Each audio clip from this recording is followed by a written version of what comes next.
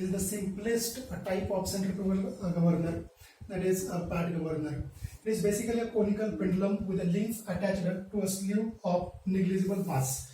So it consists of the various parts such as arm, a link, a sleeve, spindle, then a fly balls. So the arm of the governor may be connected to a spindle in following three ways. The first one, here the arms are directly connected with this P point or spindle axis. Here the pivot point may be offset, but when produced that meet at point O. Here once again it may be offset, but arms are cross on each other.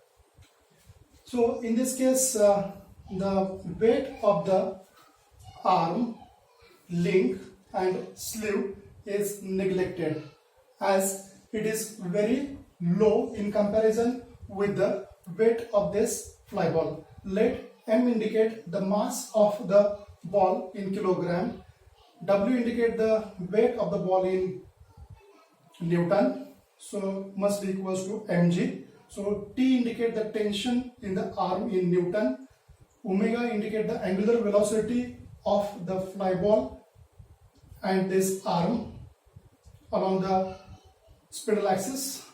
Then R is nothing but the radius of the path of rotation of the ball in meter. This is the horizontal distance between the center of this fly ball and the spindle axis. Fc indicate the centrifugal force of this fly ball, must be equals to m omega square r, and h is nothing but the height of the governor, that is nothing but the center of this fly ball up to the pivot point.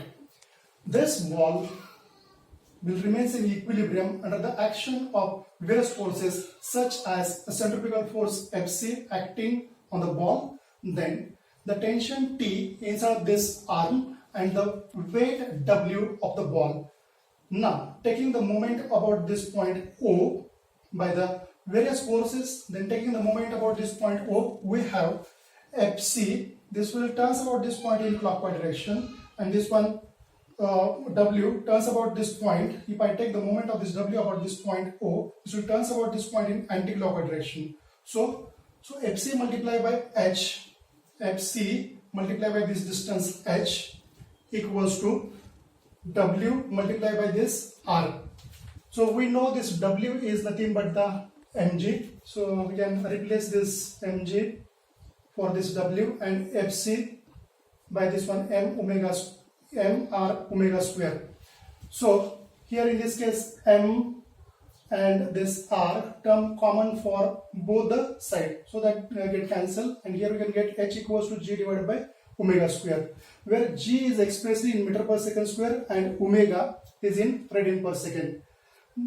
Then h in meters, if n is the speed in rpm, then omega equals to 2 pi divided by 60. So from equation number 1 we can just substitute the value of this omega here, and we can get this relation h equals to 9.81 divided by 2 pi divided by 60 whole bracket square.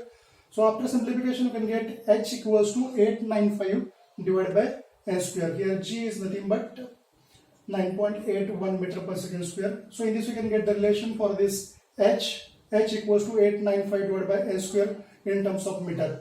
In this case, if you look towards this n which is in denominator and as well as its square. So whenever the speed of that engine is increases, automatically the height here is decreases. So for smaller change in that speed, this governor not responds. So basically this will works for the low speeds very well, might be in a range of 60 to 80 rpm.